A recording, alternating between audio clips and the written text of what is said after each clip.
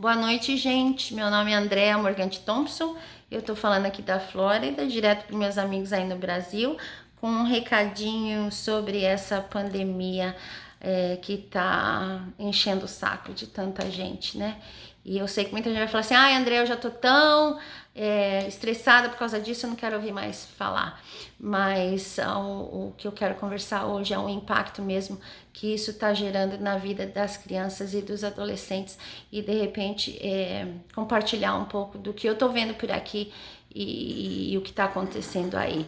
É lógico que desde que eu vim para cá em 1999 eu sempre observo que muitas das coisas que acontecem aqui acaba indo para aí.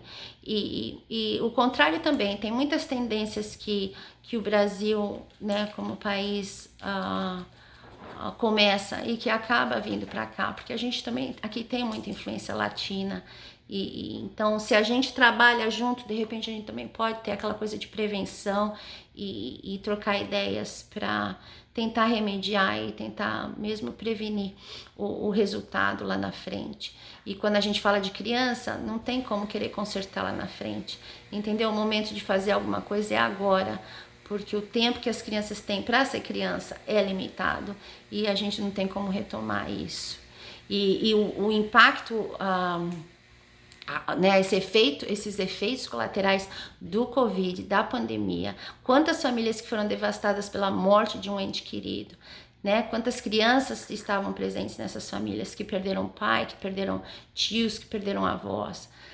Entendeu o impacto financeiro e econômico dessa pandemia, que muitos pais perderam o emprego, né, o sustento do lar, né, o que você estava acostumado a ter antes, você não vai ter mais agora, porque eu não tenho como comprar, entendeu? O aumento do consumo de bebidas alcoólicas, o aumento do consumo de drogas, o aumento dos índices de ansiedade, né, tudo isso já foi falado e não é mais novidade para ninguém. E o aumento do suicídio. O que o povo não para pensar, ou que muitos, né, param para pensar no impacto que isso está gerando na cabecinha das crianças e dos adolescentes, entendeu? Foi no começo da pandemia, chegou uma notícia para mim muito interessante. Acho que a gente estava há uns 6 meses da pandemia e foi reportado que o índice de abuso infantil tinha diminuído drasticamente. E é lógico, todo mundo no primeiro momento, né, a gente fica feliz, fala, poxa, que legal, né, o povo está interagindo mais, as famílias estão ficando em casa, né, estão se curtindo mais, estão se amando mais, pai está ficando mais com filho, mãe está ficando mais com filho, entendeu? E na minha utopia, né, no meu otimismo, foi esse o meu primeiro pensamento, mas infelizmente eu estava completamente errada. Não era o número de abuso infantil que tinha diminuído, era o número de casos reportados de abuso infantil. É lógico, a criança não estava indo mais para a escola, então a professora não estava vendo, né, aquela marca roxa, aquele machucado. Né, os vizinhos também não estavam mais interagindo, estava todo mundo dentro de casa, trancado dentro de casa, e as crianças não estavam mais saindo para brincar com os amiguinhos.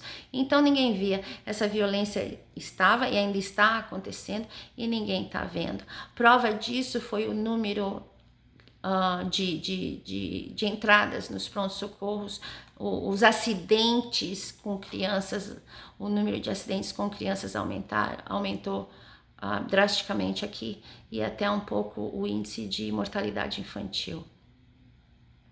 E quando você para pensar essas crianças de 10, 12 anos, no mundo normal, essas crianças, né, que vêm de comunidades com baixo poder aquisitivo, entendeu? Muitas dessas crianças, já a expectativa já é com 10, 12 anos já lavar, passar, cozinhar, cuidar da casa enquanto os pais estão trabalhando, cuidar dos irmãos, né, ser aquela, né, cuidar dos irmãos, servir de apoio emocional para a mãe, para pai, né, principalmente para mães solteiras, ou, né, de ter aquele apoio emocional que muitas vezes a gente transfere para o filho, né, para os filhos da gente, e com 10, 12 anos já estão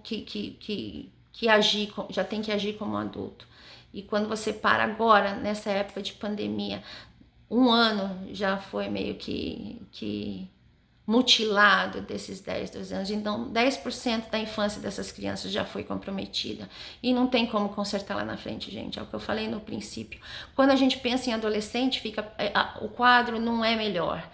Aqui foi feita uma pesquisa de que 1 em cada 4 adolescentes já considerou suicídio, ou já pensou em se machucar ou machucar alguém, né? 7 de cada 10 sofrem de algum distúrbio emocional, seja síndrome do pânico, seja depressão, seja ansiedade, seja baixa autoestima.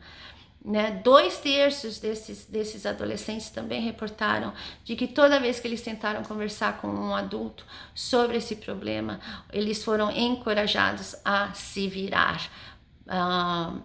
Basicamente, não, tô cheio de problema, eu tô com meus problemas, eu também tô fazendo isso, não posso lidar com frescura, não dá para lidar com a tua depressão agora, depois a gente conversa.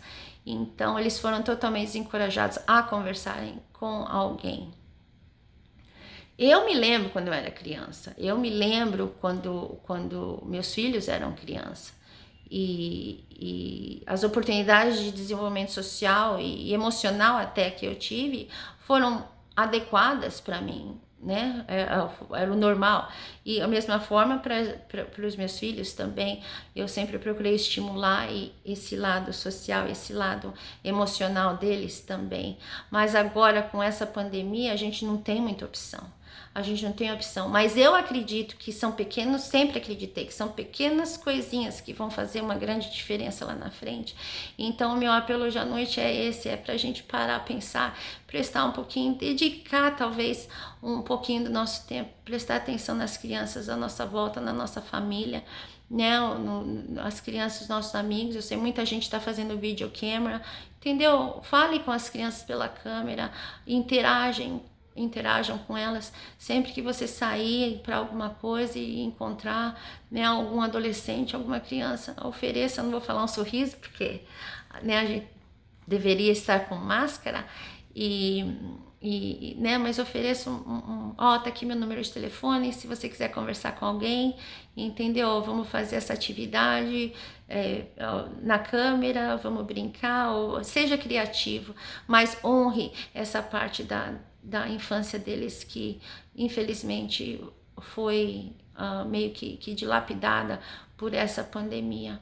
Tá bom, gente? Se você precisar de ajuda, precisar de alguma dica, me chama lá no WhatsApp ou no Facebook, né? Ou lá na página do 75 Summers. Eu tô aqui para ajudar e no que eu posso. Se você gostou dessa mensagem, acho que vai servir para alguém, é lógico, compartilhe e a gente se vê na próxima. Tá bom? Fiquem com Deus e a gente se fala depois.